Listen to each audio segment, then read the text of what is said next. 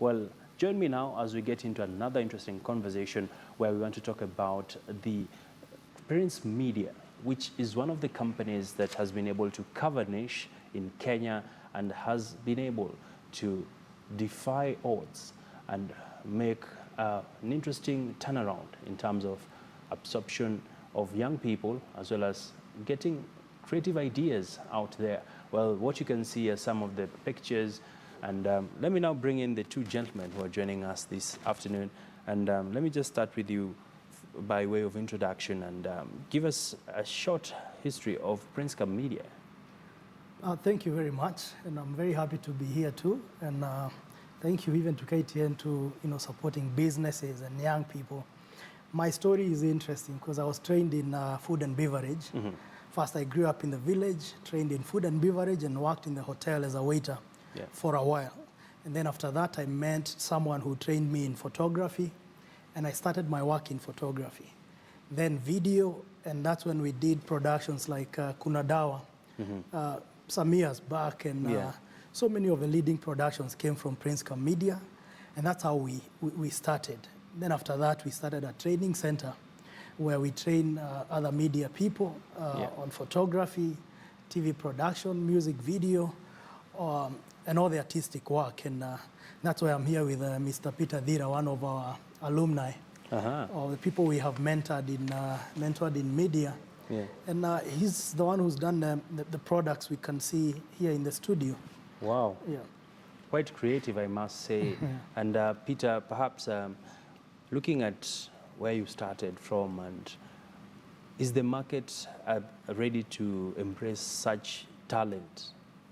Yes, it is. And as a media, creative, there is a lot of platforms and a lot of exposure.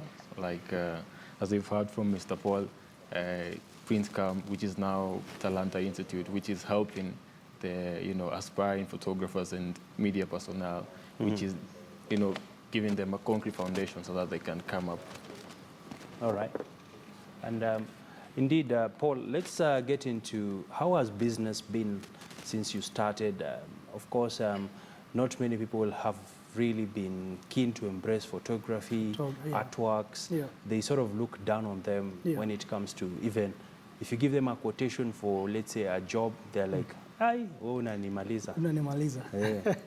Yeah, it's been tough. There has been so many ups and downs. Even for me, I would not have thought about training in photography. So that's why I had decided to do food and beverage, because that's what was happening at that time.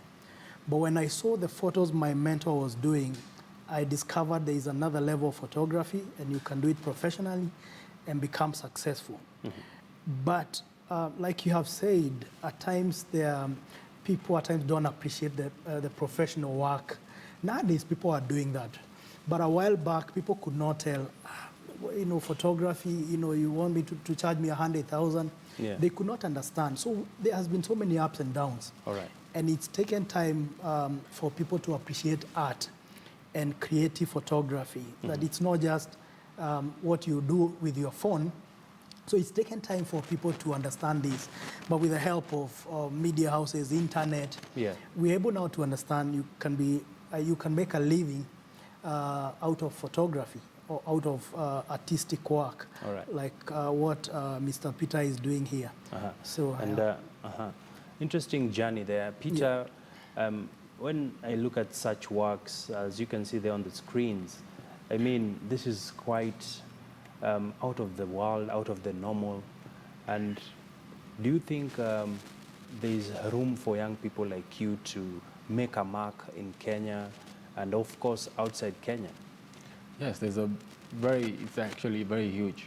And in this project that I did, showcasing that the youth have the potential to fulfill their purpose, it shows that we can be able to, be appreciated out there, and people can come and buy our products here and also show them globally. Mm-hmm. Yeah. So what do your parents think about what you do? Do they feel you can earn a living from this? At first, actually, I was not interested in photography. Mm-hmm. So I went to Princecom. There was a workshop there, and they had this pitch tent, and there I decided to go to a media tent, and then our facilitator was Mwakazi, a media personnel. Yeah. But listening to him speak, I just had a mind shift, and it taught me that I can be able to express myself through the lens, and reach a lot of people and touch hearts that also speak to the voices that cannot speak for themselves.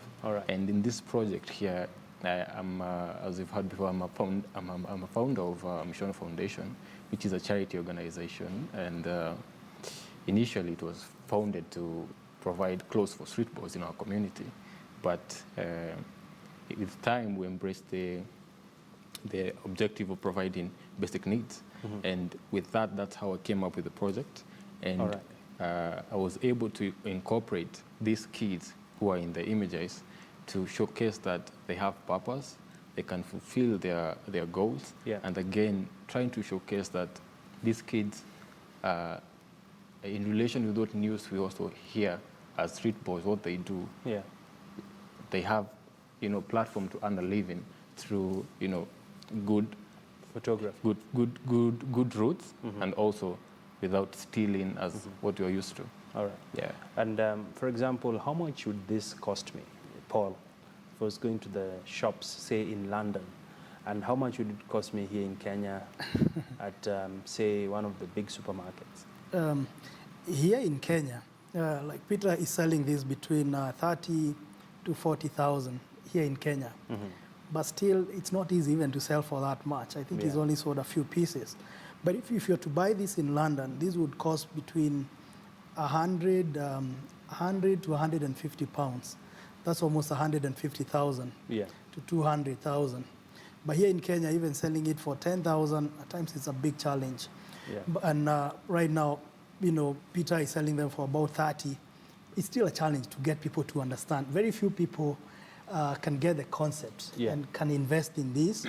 But out there, it's big, and people make millions out of such work, because you can tell it's not just art, it's not just skill, but there's also a social aspect to it.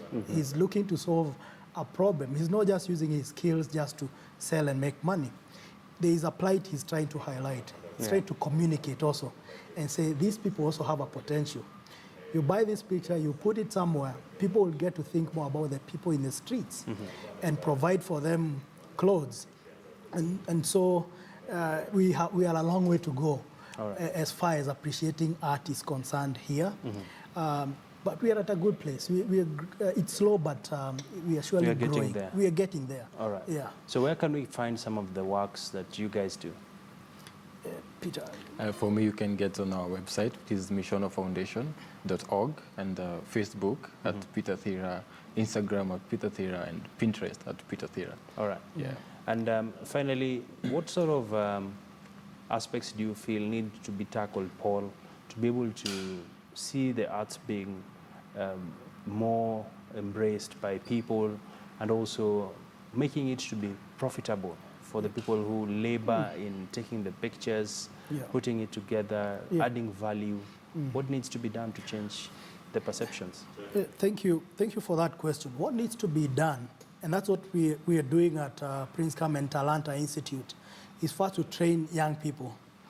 First, give them skill on how to take good images, how to appreciate media first, and how to know this is something you can use even to change other lives. So first we are doing training to train such people as Peter, how to use a camera, how to also think about such initiatives, and then also to train as we put these things on air.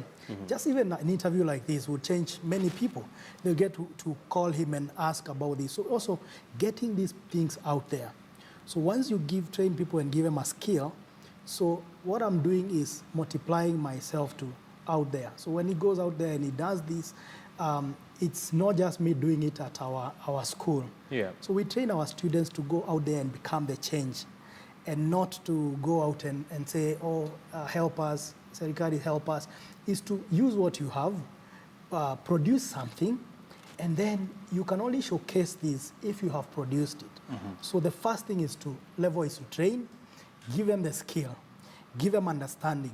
And then the second level is also to connect them, to an interview like markets, this yeah. and to the markets, and to prepare, plan exhibitions that many people can come and appreciate such art. All right. Yes. And Peter, what has this training had, what sort of impact has this training had on your life?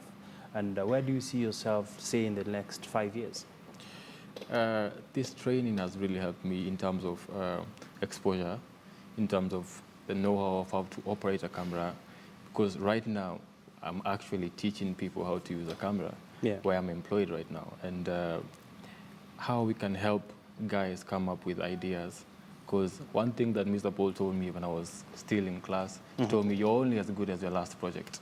And again, the more you produce, the more creative you become.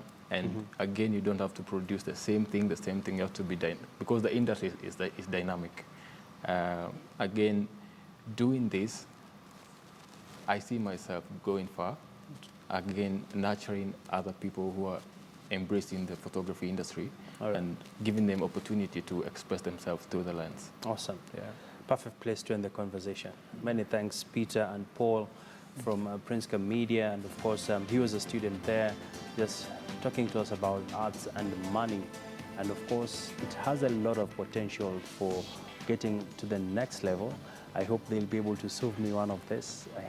I hope I'll be able to convince them so that we can be having it at the back to just promote and celebrate young talent and creative work here in Kenya. Well, my name is Abegina. On behalf of everyone who made this show possible, thank you for watching KTN Business Today. We wrap it up at that juncture, and remember, keep the Twitter lines alive by tweeting us using our Twitter handle at KT News. And of course, we've not been able to sample some of your tweets, but let's keep the conversation on, and I'll be able to respond to some of your feedback on social media. For now, let's pave way for Worldview coming up next here on KT News.